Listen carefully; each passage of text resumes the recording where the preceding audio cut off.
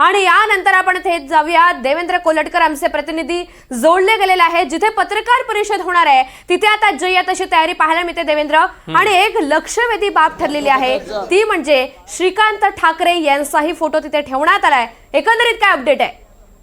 त्यामुळे सर्व महत्त्वाचे ऋतुजा अगदी काही वेळामध्ये पत्रकार परिषदेला सुरुवात होईल। पत्रकार परिषदेच्या मंचाच्या बाजूला आपण जर बघितलं तर आपल्याला बाबासाहेब आंबेडकर, प्रबोधनकार ठाकरे, बाळासाहेब ठाकरे यांची फ्रेम पाहायला मिळते। त्याचसोबतच श्रीकांत ठाकरे आणि मीनाताई ठाकरे यांची देखील फ्रेम पाहायला मिळते। छत्रपती शिवाजी महाराज यांचा देखील पुतळा आपल्याला पाहायला मिळतो। त्यामुळे एकीकडे युतीची घोषणा होत असताना त्याचसोबत आपण बघतोय की जे महापुरुष आहेत त्यांच्या तस्विरी तर आपल्याला यापूर्वी पाहायला मिळायच्या, त्यांच्यासोबत आता यंदा आपण बघतो की मीनाताई ठाकरे असतील, श्रीकांत ठाकरे असतील यांच्या तस्विरी देखील या ठिकाणी पाहायला मिळतात। त्यामुळे अवघ्या काही मिनिटांमध्ये आता या ठिकाणी पत्रकार परिषदेला सुरुवात होईल। मंचावरती राज ठाकरे, उद्धव ठाकरे असतील आणि ते युतीची घोषणा करतील।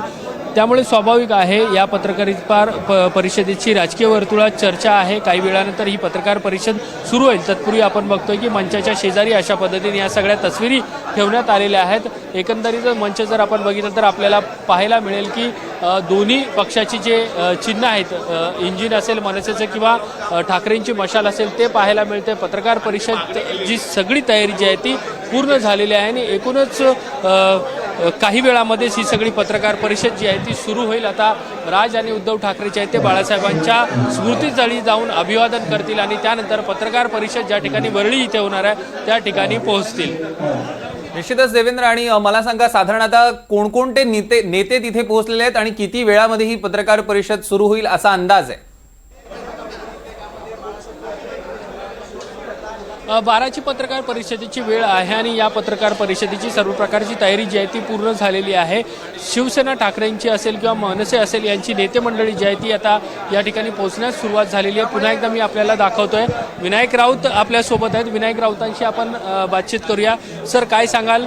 दोन्ही ठाकरे बंधू जे आहेत ते एकत्र येतात आहे, काय भावना आहेत आजच्या दिवशी?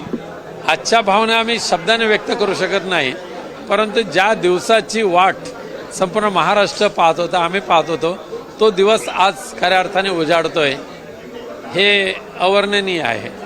राज ठाकरे, उद्धव ठाकरे एकत्र येतात आहे। इकडे सगळ्या तस्विरी लावलेल्या आहेत, महापुरुषांच्या तस्विरी आहेत। त्यासोबत आपण बघतोय की बाळासाहेब ठाकरे, श्रीकांत ठाकरे यांची देखील फ्रेम पाहायला मिळते। मीनाताईंची देखील तस्विरी या ठिकाणी पाहायला मिळते। ठाकरे कुटुंबियांचं योगदान ह्या महाराष्ट्रासाठी किती आहे हे सर्वजण जाणतात आणि ह्यांच्याच योगदानातून, यांच्याच पुण्याईने ही शिवसेना परिवार, हा शिवसेना परिवार उभा राहिलेला आहे।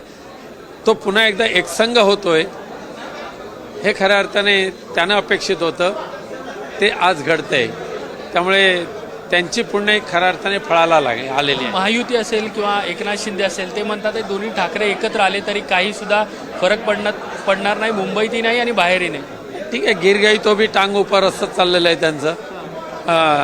बोलायचे ते बोलतील, पण प्रत्यक्षात त्यांचा प्रभाव किंवा चमत्कार जो असेल तो दिसून येईल आणि येणाऱ्या मुंबई महापालिकेसहित महाराष्ट्रातल्या सगळ्या महापालिका यामध्ये शिवसेना आणि मनसे एकत्रित लढून जिंकतील हा आत्मविश्वास आहे। दोन्ही ठाकरे एक होतात आहे, मात्र काँग्रेस तुमच्यापासून दूर होती महाविकास आघाडी। ठीक आहे, त्यांची इच्छा, आजही आमची इच्छा आहे की त्यांनी पण आपल्याबरोबर यावं।